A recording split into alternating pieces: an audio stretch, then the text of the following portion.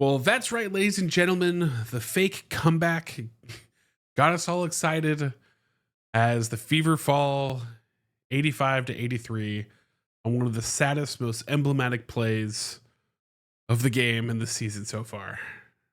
Now, again, I'm Mr. Positive, and I'm trying to hold back the darkness of everyone that is telling you that everybody should be fired 6 games into the season. And I think that we have to take stock of this game in its totality, which is we had 2 injuries to guards. We're already short Kaitlin Clark. I hope that Colson and Cunningham, I hope they both get better soon. I wish them the best. And I wish to never see JC Shelton next to one of our players or around our players again, because she's always at the scene of the crime. And she's playing hard. She's playing physical. The refs are allowing it. And it sucks. It sucks to lose players to stuff like that. And I don't think it's intentional from JC, but she's just one of those players that will go a mile a minute and she'll get players hurt because she's going too ham because she can't control herself, I guess. They shot 50% from three. They're normally a 20% three shooting team, but they're not all easy. They weren't all wide open. They were making tough shots. Marina Mayberry all of a sudden could make shots. We were down 15 in the fourth quarter. 15 points. But we found our defense. Juana Bonner, Lexi Hull started hitting back-to-back threes. AB was getting work in. And we almost did it. And at the end, we put the ball in Kelsey Mitchell's hands twice. And the first time she rewarded us, great layup to her credit, solid finish. The last time, she loses the dribble, throws up a Hail Mary 3, praying that the gods will answer and have it fall through the hoop. The problem is, God's not going to answer. She's sitting over on the bench with a quad injury is what's going to... But honestly, there were a lot of good things. We started off hot. Seems to be a theme that we start out sharp and crisp and we have energy. And we're running the offense through Aaliyah Boston. DeWanna Bonner's having good minutes. We're running good plays to get good shots. Sydney Colson is passing out instead of driving to the hole. She's getting good kickouts. We're reaping the rewards. She's playing good defense. She's getting her hands on balls. She gets us in transition. Everything's humming. And then it gets dicey. Natasha Howard, Kelsey Mitchell, Colson, they can't handle the ball. Colson gets injured. Then Aaliyah Boston gets her third foul and she has to sit. Which the reffing, by the way, is its own thing where it's hard when your team is struggling, but then you also have to watch poor officiating against your team.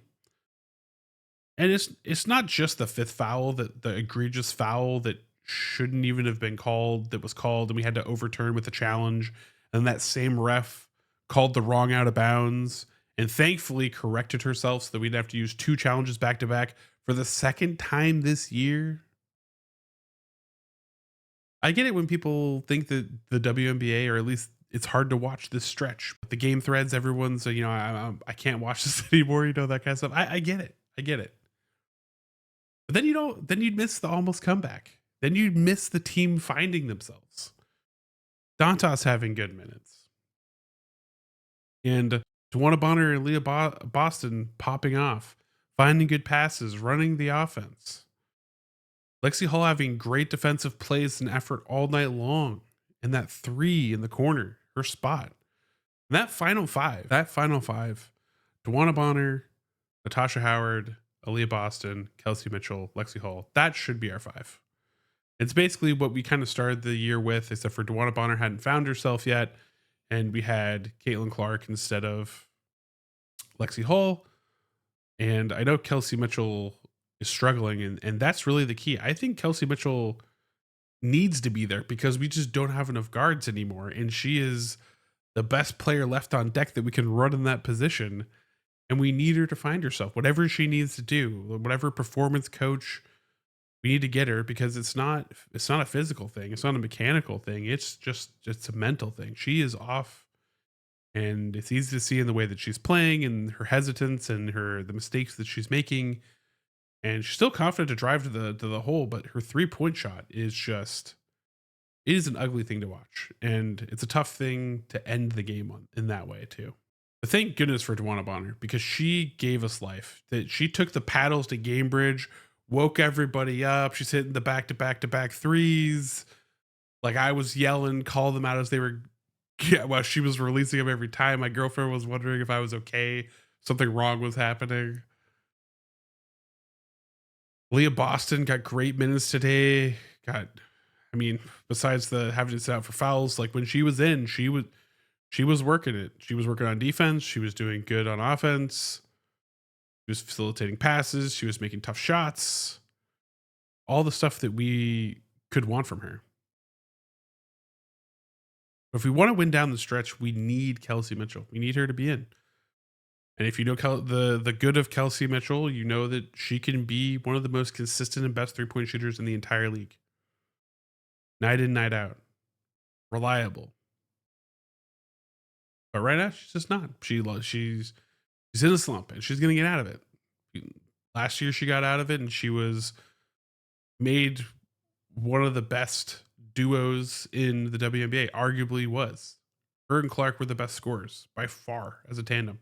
I could make you watch the last play, but I'm not going to. I don't want to watch the last play either. And we've had a lot of last plays, a lot of close games, and that makes this hard. It makes these games and these moments hard. But I still have faith. It's still early days. And being Mr. Positive, I'm going to tell you that by mid-season, Kaitlin Clark's going to be back. We're going to have developed through this tough time. And it's going to be a lot of fun. It's going to be a lot of fun. Like, first game of the season fun, not this, what we're going through now. You need to trust that. You need to trust that process because that's the reality. The team is going to gel. Kaitlin Clark's going to come back. And we're going to put that brand new polished engine back into a new chassis. We're going to have, new suspension, new wheels, new brakes, rotors, performance stuff. And we're going to be off to the races. So trust the process. That's my advice to you because there were a lot of good things and I'm going to break them down. I'll have another video following this. We got a little bit until our next game. I'll also have a video that talks about the keys of the game, how we're going to approach the Mystics based on the previous game that we did. I think there's a lot of promising things out of that. A lot of promising parts of this game that'll lead me to believe that we still got a shot against the Mystics. Yes, even down Sydney Colson and Cunningham. So with that said, at least Kaitlin Clark had fun on the bench today. You see, she was getting some Gatorade. She was giggling. She's freaking shooting the shot as Dwana Bonner's making her threes. Like, she's yelling at the refs, of course, defending Leah Boston because they're terrible. She was at least having fun, and that's good. And honestly, like, I'm just glad that we didn't just go out. We actually fought back, and we were so close. And eventually, those games are going to flip, and we're going to start winning those games, and it's going to feel good. So, until then, like, subscribe. It helps out my channel. I'm almost to 5,000 subscribers, which is pretty cool for me. So, if you haven't subscribed, give me a subscribe, help me out. And as always, remember, you're going to be amazing today because you are amazing. I'll catch you next episode.